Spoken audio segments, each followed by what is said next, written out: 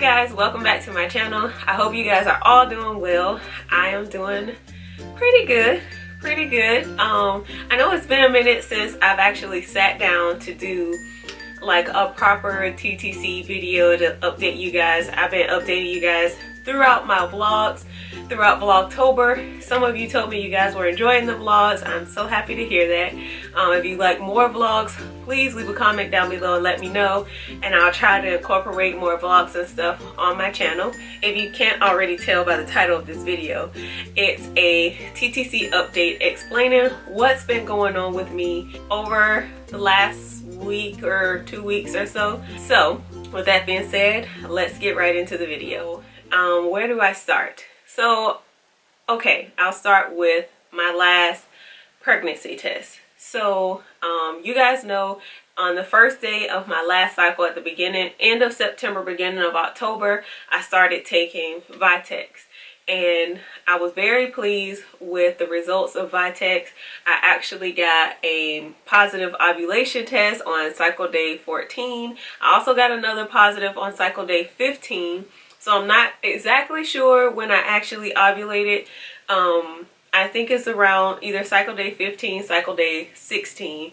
But I got a positive ovulation test really early. Normally it would be like 18 DPO. I would get a positive ovulation test if I hadn't used anything. So I was very happy with that. I saw a very large increase in my cervical mucus, like my egg white cervical mucus.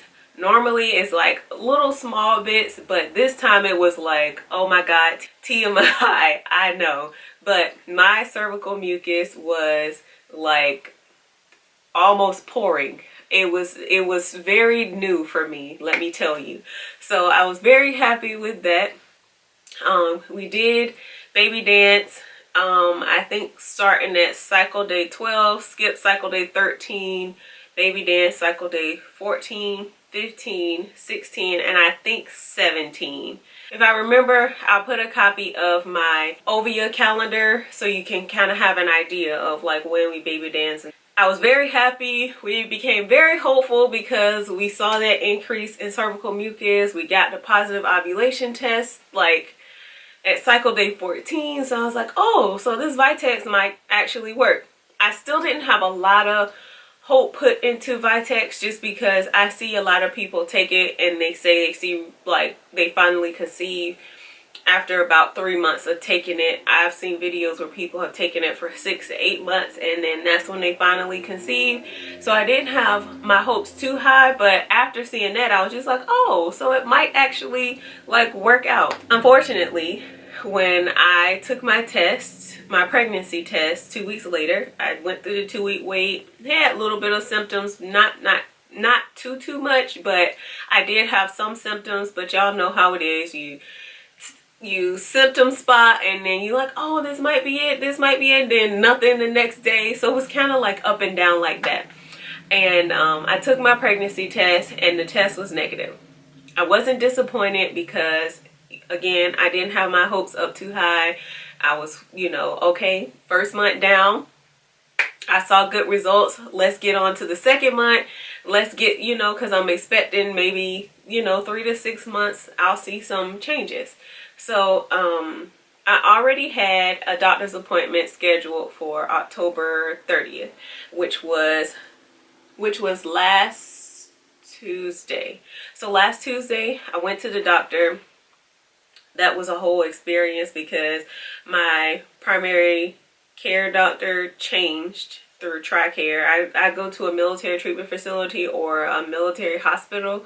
They changed my doctor because I guess my old one got stationed somewhere else. So they assigned me a new doctor, and my new doctor is trash, let me tell you. This isn't my fertility specialist, my reproductive endocrinologist I was seeing.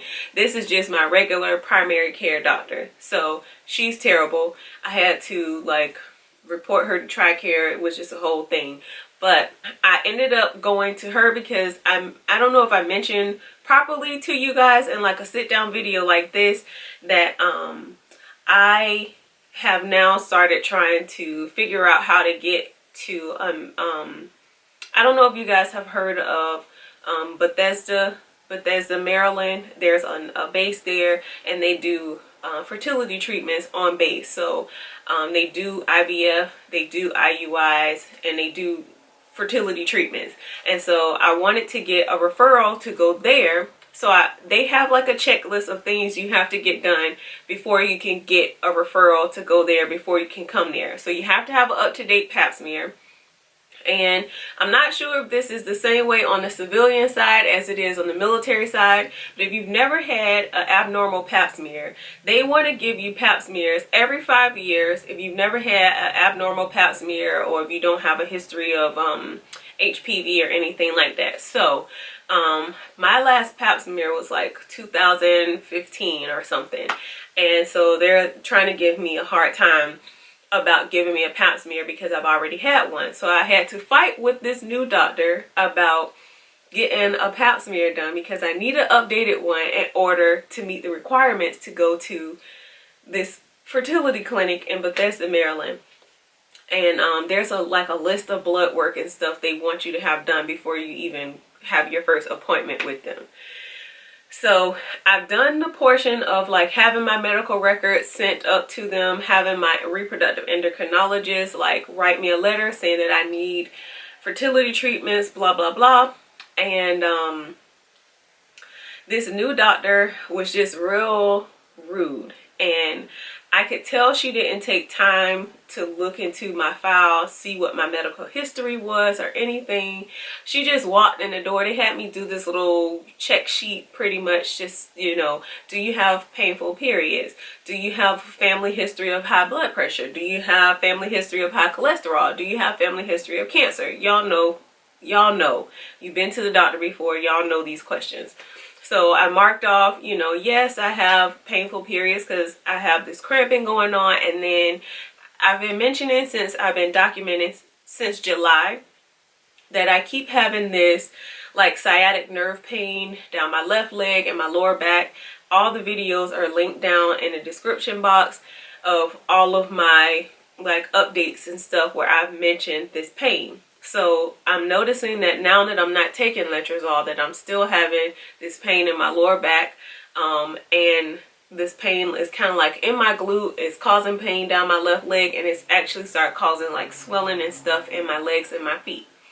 So I wanted to bring this up to my doctor or whatever so that we can figure out what's going on. She just gave me a referral to go to physical therapy. So now I have to go to physical therapy, but I'll talk to the physical therapist about that. And when I checked off, let's get back to that. So when I checked off that I had, you know, painful periods or whatever, like it's the cramping and stuff on the first couple days, and I also checked off that I have heavy periods. Now, ever since I was 12 or 13 when I got my first period. First of all, they've been irregular. I got my first one, didn't have another one for like 6 months to a year. Okay, they've always been like 7, 8, 9 days long, and then they've always been heavy. Y'all, this lady walked in and told me, like, she's like, oh, you have painful periods, or is that just your back situation you were talking about? I was like, yes, my back. First couple days I have cramping, and the cramping is so bad sometimes that it actually makes me nauseous. She was like, oh, okay, I'll just send you to physical therapy. Brushed it all off. And then she tells me, oh, well, you marked off that you have heavy periods. So yeah, I'm gonna go ahead and just test you for chlamydia because, you know, you saying that you have heavy periods is a sign of chlamydia. What? I was just like, are you kidding me? Are you kidding me? I was like, ma'am, I've had heavy cycles my whole life. Apparently I've had chlamydia since before I was even sexually active, I guess, because she's telling me that because I have a heavy period that I have chlamydia. And I'm just like, ma'am, I have always had heavy periods since they started. 1, 2, I have PCOS. That has been an issue for me or whatever. And so she was just like, okay, I'm gonna do your pap smear or whatever. So she was asking me if it was painful and stuff. I was like, no, it's just awkward because, you know, you're doing a pap smear. Y'all know how awkward that is. And so I was just sitting there so annoyed with her, so frustrated with her, because I'm telling this doctor all this stuff. And then she told me, well, you have a lot going on. So you give me your top 2 concerns and I'll address those. And then you'll make an appointment to come back. And then we'll talk about the rest. Mind you, I've waited 2 months before I got to this one appointment. So you want me to wait 2 more months to tell you the issues that I'm having. So I'm blown away at this point.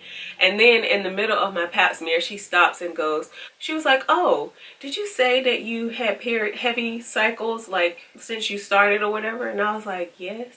And she was like, oh, okay. And I was like, I have PCOS. And she was like, oh, okay. And it was just like, are you kidding me? I wanted to punch her in the face. I was so mad with this lady. So she then goes on to tell me that because I'm talking about this heavy bleeding, skip over the PCOS. Now she's talking about, oh, well, I'll do some lab work, get you to do some lab work because you might have a blood disease or blood disorder or something. So I'm just like, what in the world is wrong with you? I really want to, and like, I have a lump in my throat now because it just made me so upset that she just was not listening to me. I've never had this kind of experience where I talk to a doctor and then they completely brush off everything I have to say. I can tell that they never took time to like see what my file looked like, see what my history was like or anything. She was just so she was terrible. So I have put in a request to get transferred to a whole nother clinic and to a whole nother primary care doctor, and I'll be following up. Today is Sunday, the 4th of November. I'll be calling tomorrow, the 5th of November, to see about getting a new doctor or something like that, or see if it went through. So after I did all the blood work, I get a call the next day from the nurse. So immediately I'm like, what the F are they calling me for the day after I've done like labs? So I'm like, here we go. Here's some nonsense. So they call me back and the nurse tells me that I have to stop taking Vitex. I have to stop taking prenatals and all the other supplements I'm taking. I have to stop right now. We need to get more labs done because something is going on with your thyroids. What? I was like, oh my God. So I don't know what's going on with my thyroid. So as of right now, since this past Thursday, November the 1st, I stopped taking Vitex, cold turkey. I haven't taken any other prenatal. I haven't taken anything because I have to stop taking supplements for a whole week before I get my labs done again, and then I have to wait for the results on those labs to come back to see if it was something to do with the supplements or what is going on exactly with my thyroid. So I've never had any issues with thyroids. I'm not quite sure about family history with thyroid, so that's where I am now. I'm at a standstill. I'm not taking anything, and today is cycle day 9 for me. I'll do like a full Vitex review, but I'm on cycle day 9. I don't have a flow or anything like that right now. I am noticing like my cervical mucus starting to pick up, so my body may still be having some of the effects of the Vitex going on. I do plan to try this month. I just don't know how it's going to work out. I'm just going to continue to pray about it, and hopefully I get to see a new doctor soon. I'm trying not to go to my reproductive endocrinologist because I'm starting to get bills, and I'm trying to slow down on the bills because if you followed my vlogs, you guys already know this water situation that we have over here. So yeah, what else did I want to update you guys on? So yeah, we're at a standstill until I find out what's going on with my thyroids. You guys pray for me that there is nothing going on with these thyroids, because that's the last thing I need is thyroid issues and PCOS just hindering me from conceiving. So yes, I am frustrated to say the least. I'm aggravated. I'm ready to get all this stuff figured out and squared away, and I'm just praying that there's nothing wrong. I'm praying that nothing comes back wrong with my thyroids or anything like that. I'm ready to move forward and continue on trying to conceive. So yeah, so that's all that I have going on. That's the update. Right now I am at a standstill. Today I am not pregnant at all. Yeah, we're still gonna be moving forward with trying to conceive. As soon as everything gets squared away, I'll start taking my vitamins and stuff again. I did mention about my energy levels being low, and if there is an issue with my thyroids, that may be the cause of it. So yeah, that's what's happening with me. I feel like it's always something, and it's very, very, very frustrating because I feel like I get over one thing and I feel like, okay, this is working out, things are going good, and it's always something just to kind of like, oh, pump your brakes, girl, we got something else to throw in the mix. So that's all that's happening with me and my TTC journey right now. I hope that you guys are all doing well. I hope that you guys don't have any bumps in the road, or I hope you guys don't have anything going on right now hindering you guys from conceiving or trying to conceive. I'll be praying for you guys as always. I thank you guys for the continued support and love on my channel, and I'll see you in the next one. Bye.